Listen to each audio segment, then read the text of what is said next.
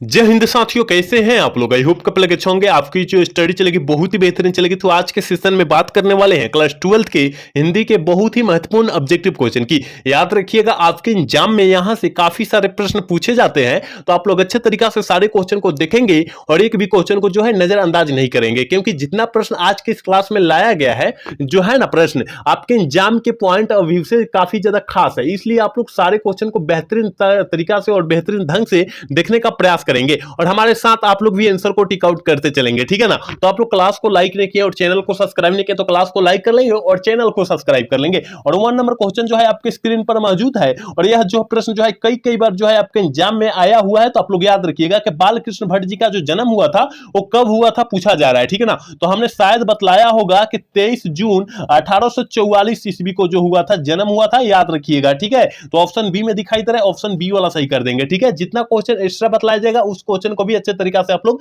देखेंगे। अगला क्वेश्चन की तरफ बात करते हैं और 2 नंबर क्वेश्चन कर रहा है कि बातचीत शीर्षक निबंध के निबंधकार जो है कौन है। आपको तो पता होना चाहिए, जहां बातचीत की बात है वहां बाल कृष्ण भट्ट हम लोग मार देंगे, ठीक है। ऑप्शन जो हो जाएगा डी वाला सही हो जाएगा, याद रखिएगा। और संपूर्ण क्रांति जो है जयप्रकाश नारायण जी के द्वारा रचा गया है। मोहन राकेश जो है सिपाही की मां पाठ को रचे हुए हैं। नामवर सिंह जो है एक लेख और एक पत्र जो है लिखे हुए हैं, ठीक है ना। चलिए अगला क्वेश्चन की तरफ बात करते हैं और अगला क्वेश्चन यानी 3 नंबर क्वेश्चन कर रहा है कि गुलेरी जी ने कुल कितनी कहानियां लिखी थी। याद रखिएगा, गुलेरी जी ने कुल 3 कहानियां लिखी थी। कितना? 3 कहानियां। ऑप्शन जो हो जाएगा सी हो जाएगा, याद रखिएगा। बुद्धू का काटा, सुखमय जीवन और उसने कहा था। याद रखिएगा, हम जितना क्वेश्चन बतला रहे हैं ना उस क्वेश्चन को बेहतरीन तरीका से याद रखने का प्रयास कीजिएगा। मात्र 50 क्वेश्चन है और आपके एग्जाम के पॉइंट ऑफ व्यू से बहुत ज्यादा खास क्वेश्चन है। अगला क्वेश्चन की तरफ बात करते हैं और अगला क्वेश्चन यानी 4 नंबर क्वेश्चन कह रहा है ना कि भारतीय सिपाहियों का किसके साथ संघर्ष हुआ था, यह पूछा जा रहा है। तो याद रखिएगा, जर्मनियों के साथ संघर्ष हुआ था। 4 का ऑप्शन जो बच्चा डी टिक कर रहा है बिल्कुल सही होगा। अगला क्वेश्चन की तरफ बात करेंगे। अगला क्वेश्चन यानी 5 नंबर क्वेश्चन कह रहा है कि फ्री प्रेस के मालिक कौन थे। आपको पता होना चाहिए कि फ्री प्रेस के मालिक जो है सदानंद जी थे। ऑप्शन सी में दिखाई दे रहा है, ऑप्शन सी वाला सही कर देंगे, ठीक है। क्योंकि हिंदी जो है बहुत आसान है, आप लोग अच्छे तरीका से याद करेंगे और अभी से ही जो है हिंदी को जो है रिवीजन करते चलेंगे, आपको जो है बाद में जाकर तकलीफ ना हो, ठीक है। चलिए अगला क्वेश्चन की तरफ बात करते हैं और अगला क्वेश्चन कह रहा है ना 6 नंबर क्वेश्चन कह रहा है कि संपूर्ण क्रांति का नारा किसने दिया था। संपूर्ण क्रांति का जो नारा जो है किसके द्वारा दिया गया था। तो याद रखिएगा, जयप्रकाश नारायण जी के द्वारा दिया गया था। जो बच्चा ऑप्शन बी टिक कर रहा है बिल्कुल सही होगा, याद रखना है। अगला क्वेश्चन यानी 7 नंबर क्वेश्चन कह रहा है ना कि बिहार के 1974 में बिहार प्रदेश के मुख्यमंत्री कौन थे, यही पूछा जा रहा है। बहुत खास क्वेश्चन है और आपके एग्जाम में यह प्रश्न जो है कई कई बार जो है पूछा गया है। तो आप लोग याद रखिएगा कि अब्दुल गफूर थे, ठीक है ना, याद रखिएगा। ऑप्शन बी में हो जाएगा, ठीक। चलिए अगला क्वेश्चन यानी 8 नंबर क्वेश्चन कह रहा ना कि प्रजा सोशलिस्ट पार्टी का गठन जो हुआ था कब हुआ था। प्रजा सोशलिस्ट पार्टी का जो गठन हुआ था 1952 ईस्वी में हुआ था, ठीक है। ऑप्शन ए में हो जाएगा, ठीक। ऑप्शन ए वाला सही होगा। अगला क्वेश्चन की तरफ बात करते हैं और अगला क्वेश्चन यानी 9 नंबर क्वेश्चन आपके स्क्रीन पर है। कह रहे कि रामधारी सिंह दिनकर के पिता का क्या नाम था। रामधारी सिंह दिनकर जी के पिता का जो नाम था वो क्या था पूछा जा रहा है। तो याद रखिएगा, रवि सिंह था। क्या था? रवि सिंह था। ऑप्शन बी वाला सही हो जाएगा, याद रखिएगा। अगला क्वेश्चन की तरफ बढ़ते हैं और अगला क्वेश्चन यानी 10 नंबर क्वेश्चन जो है काफी ज्यादा महत्वपूर्ण क्वेश्चन है और आपके एग्जाम में काफी ज्यादा जो है काफी बार जो है यह प्रश्न जो है पूछा गया है एग्जाम में, ठीक है। तो आप लोग याद रखिएगा, अर्धनारीश्वर का काल्पित रूप क्या है। तो याद रखिएगा, शंकर या पार्वती का है, याद रखना है। ऑप्शन ए वाला सही होगा। अगला क्वेश्चन की तरफ बढ़ते हैं और 11 नंबर क्वेश्चन बहुत ज्यादा क्वेश्चन खास है। करे कि प्रेमचंद्र कौन थे। आपको पता होनी चाहिए कि प्रेमचंद्र जी याद रखिएगा कथाकार थे। ऑप्शन जो बच्चा बी टिक कर रहा है बिल्कुल सही होगा। 11 का ऑप्शन बी हो जाएगा सही, ठीक है। चलिए 12 नंबर क्वेश्चन कर रहे हैं कि संस्कृति के 4 अध्याय किसकी रचना है, किस लेखक की रचना है। अगर संस्कृत के 4 अध्याय की बात कर रहा है इसका मतलब जो है किसका बात कर रहा है। याद रखिएगा, उसने कहा था पाठ को कहा जा रहा है, ठीक है ना। सॉरी, यहाँ पर जो है रामधारी सिंह दिनकर हो जाएगा, ठीक है ना, याद रखिएगा। चलिए अगला क्वेश्चन की तरफ बात करते हैं और अगला क्वेश्चन कह रहा है 13 नंबर क्वेश्चन का, मालती का पति क्या थे।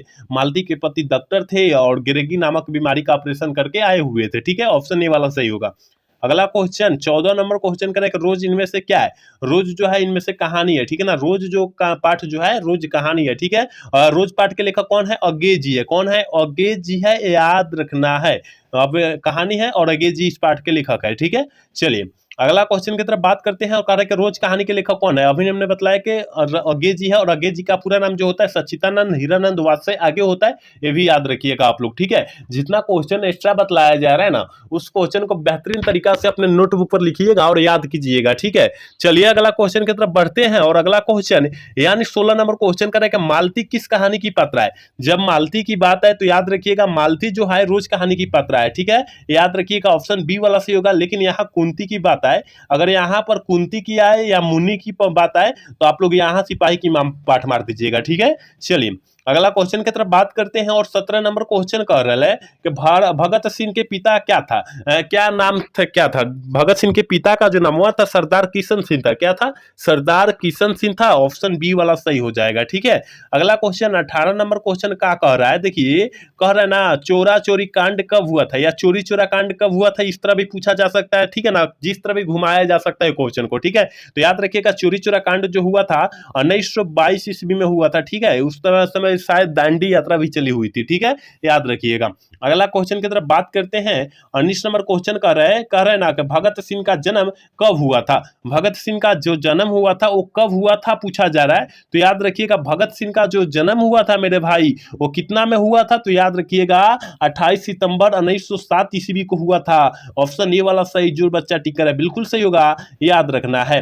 अगला क्वेश्चन यानी 20 नंबर क्वेश्चन कह रहा है ना कि भगत सिंह की शहादत कब हुई थी? शहादत मतलब जो होता है मृत्यु होता है, याद रखिएगा, ठीक है। मर जाना या मृत्यु हो जाना कहता है, शहादत मतलब होता है, ठीक है। तो आपको तो पता होनी चाहिए या बच्चे को पता होनी चाहिए कि 23 मार्च 1931 ईस्वी को जो है फांसी दी गई थी भगत सिंह को। आपने याद रखना है, ऑप्शन ए वाला सही होगा, 20 का ऑप्शन ए होगा, याद रखिएगा। अगला क्वेश्चन 21 नंबर क्वेश्चन करें कि जगदीश चंद्र माथुर ने किस विश्वविद्यालय में एमए उत्तीर्ण किए? जगदीश चंद्र माथुर ने किस विद्यालय में जो है एमए उत्तीर्ण किए? एमए मतलब जो होता है मास्टर ऑफ आर्ट्स, ठीक है।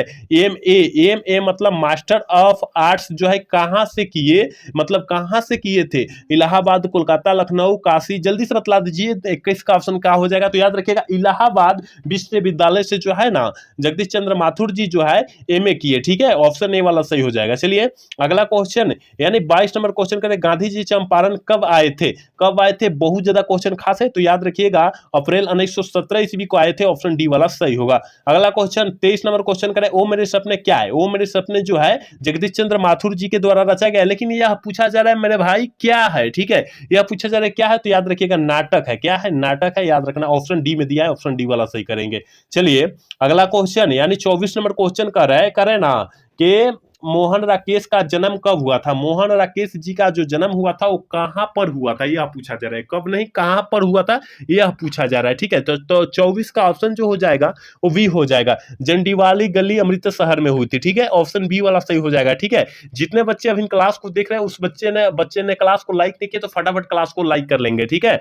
चलिए अगला क्वेश्चन की तरफ बात करते हैं और अगला क्वेश्चन यानी 25 नंबर क्वेश्चन क्या कर रहा है? कह रहे निम्नलिखित में से बिस्नी की प्रोसन कौन थी? ये आपको पता होना चाहिए कि बिस्नी की प्रोसन जो थी कुंती थी, और हमने शायद एक क्वेश्चन का चर्चा भी कुछ क्वेश्चन पहले किया, ठीक है। चलिए अगला क्वेश्चन यानी कह रहा है 26 नंबर क्वेश्चन करें कि मोहन राकेश रचित नाटक संग्रह है। मोहन राकेश के रचित नाटक संग्रह जो है कौन है? तो याद रखिएगा अंडे के छिलके भी हो जाएंगे, आषाढ़ का एक दिन भी हो जाएंगे, ठीक है। तो दोनों में से कौन दिया रहेगा, मार देंगे। ऑप्शन डी में दिया है, ऑप्शन डी वाला सही कर देंगे। अगला क्वेश्चन 27 नंबर क्वेश्चन का कह रहे हैं कि कौन सी रचना मोहन राकेश की नहीं है? कौन सी रचना जो है मोहन राकेश जी की नहीं है? तो याद रखिए इतिहास और आलोचना जो है ना मोहन राकेश जी की रचना नहीं है। ऑप्शन सी वाला सही होगा। अगला क्वेश्चन 28 नंबर क्वेश्चन का करे कि सिपाही की मां किस कहानी संग्रह से लिया गया?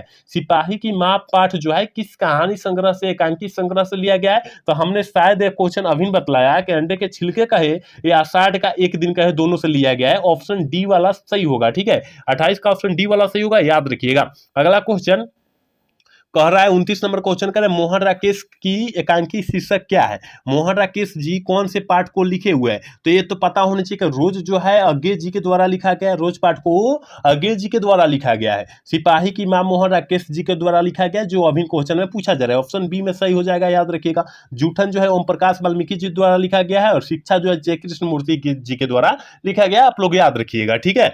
तो ऑप्शन बी हो जाएगा इसका फाइनल ऑप्शन, 29 का ऑप्शन बी हो जाएगा। 30 नंबर क्वेश्चन का प्रगति और समाज के लेखक कौन है। देखिए प्रगति और समाज के लेखक जो हो जाएंगे नामवर सिंह हो जाएंगे। कौन हो जाएंगे, नामवर सिंह हो जाएंगे, याद रखिएगा। तो कहां पर दिया है, ऑप्शन सी में दिया है, ऑप्शन सी वाला सही कर देंगे, ठीक है। चलिए अगला क्वेश्चन की तरफ बात करते हैं, और अगला क्वेश्चन यानी 31 नंबर क्वेश्चन करें, प्रगति और समाज निबंध किस निबंध संग्रह से लिया गया है। बहुत ज्यादा क्वेश्चन खास है, किस निबंध संग्रह से लिया गया है, तो याद रखिएगा वाद विवाद संवाद से लिया गया है, याद रखिएगा। नामवर सिंह की रचना है, ऑप्शन डी वाला सही हो जाएगा। अगला क्वेश्चन की तरफ बात करते हैं, और 32 नंबर क्वेश्चन कर रहा है ओम प्रकाश वाल्मीकि की रचना कौन सी है।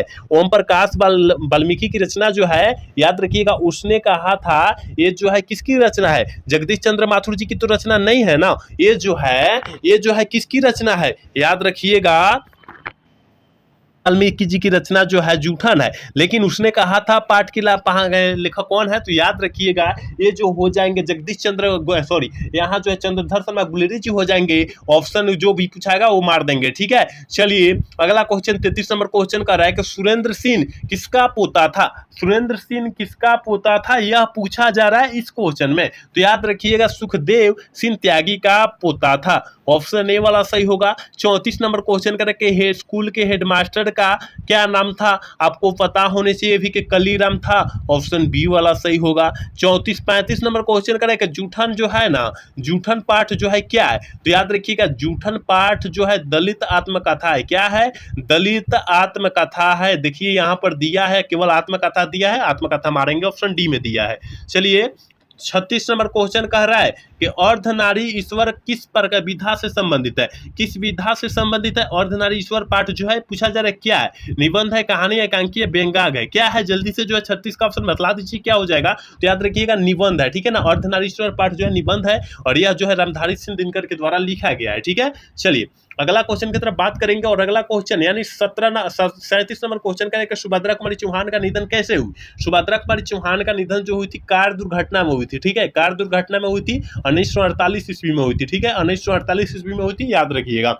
अगला क्वेश्चन की तरफ बात कर लेते हैं। अगला क्वेश्चन यानी 38 नंबर क्वेश्चन का कि शमशेर बहादुर सिंह ने सोवियत रूस की यात्रा जो है कब की।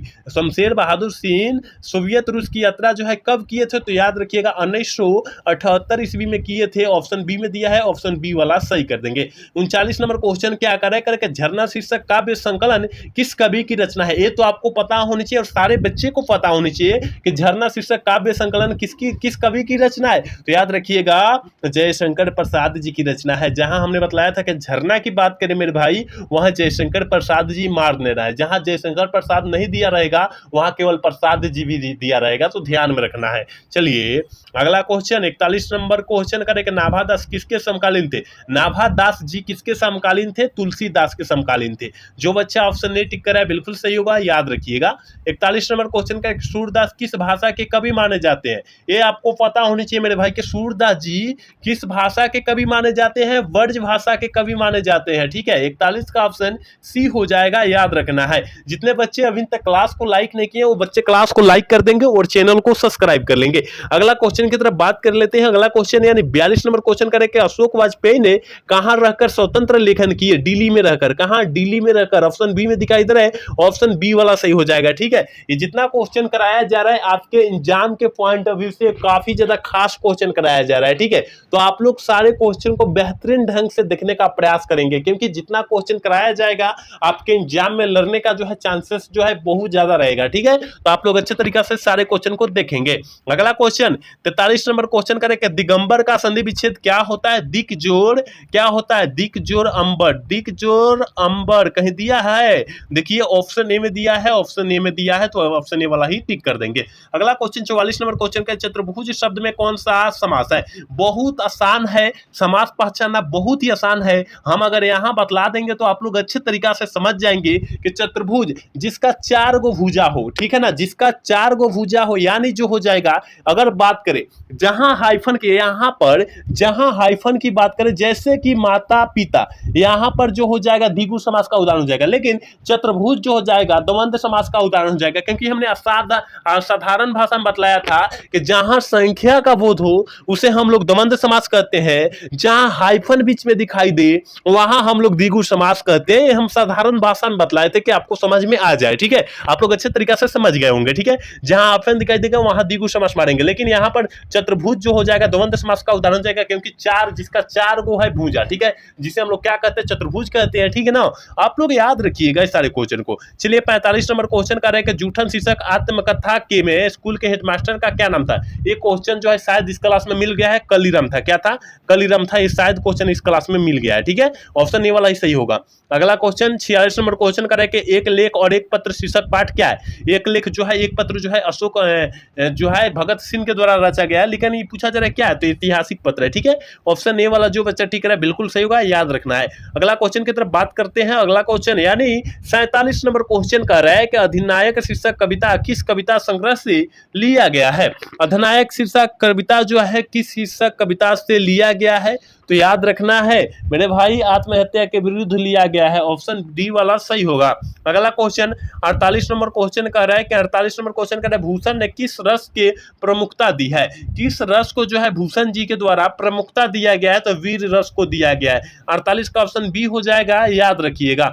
अगला क्वेश्चन 49 नंबर क्वेश्चन करके वर्ग कर रहा है, यहां पर कह रहा है वर्ग 9 तक की पढ़ाई की शिक्षा अधूरी छोड़कर कौन कवित्री असहयोग आंदोलन में कूद पड़ी थी। याद रखिएगा, असहयोग आंदोलन की बात कर रहे हैं, सुभद्रा कुमारी चौहान मार देंगे। 49 का ऑप्शन बी डी हो जाएगा, याद रखिएगा। और इस क्लास का लास्ट क्वेश्चन है, क्योंकि पहले ही हमने बतला दिया था कि 50 क्वेश्चन ही देखेंगे, ठीक है। करके हिंदी में वचन कितने प्रकार के होते हैं। हिंदी में जो होते हैं वचन जो होते हैं 2 प्रकार के होते हैं, एक वचन बहुवचन, लेकिन यहाँ संस्कृत में जाएंगे एक वचन बहुवचन और वचन होता है 3 गो होता है, ठीक है, याद रखिएगा। अगर संस्कृत की बात करेंगे तो यहाँ 2 मारेंगे, ठीक है, यहाँ 2 मारेंगे क्योंकि हिंदी में 2 ही होता है, ठीक है। तो यहाँ हमने 50 क्वेश्चन बेहतरीन तरीका से बतलाने का प्रयास किया और आप लोग समझने का प्रयास किया। आप लोग अच्छे तरीका से सारे क्वेश्चन को रट लेंगे, क्योंकि आपके फाइनल एग्जाम के लिए काफी ज्यादा महत्वपूर्ण क्वेश्चन है, तो आप लोग सारे क्वेश्चन को बेहतरीन ढंग से देखने का प्रयास करेंगे, ठीक है। तो आज का जो है क्लास कैसा लगा, अगर अच्छा लगा होगा तो चैनल को सब्सक्राइब और वीडियो को लाइक करना ना भूलिएगा। मिलते हैं अगला सेशन में। जय हिंद, जय भारत।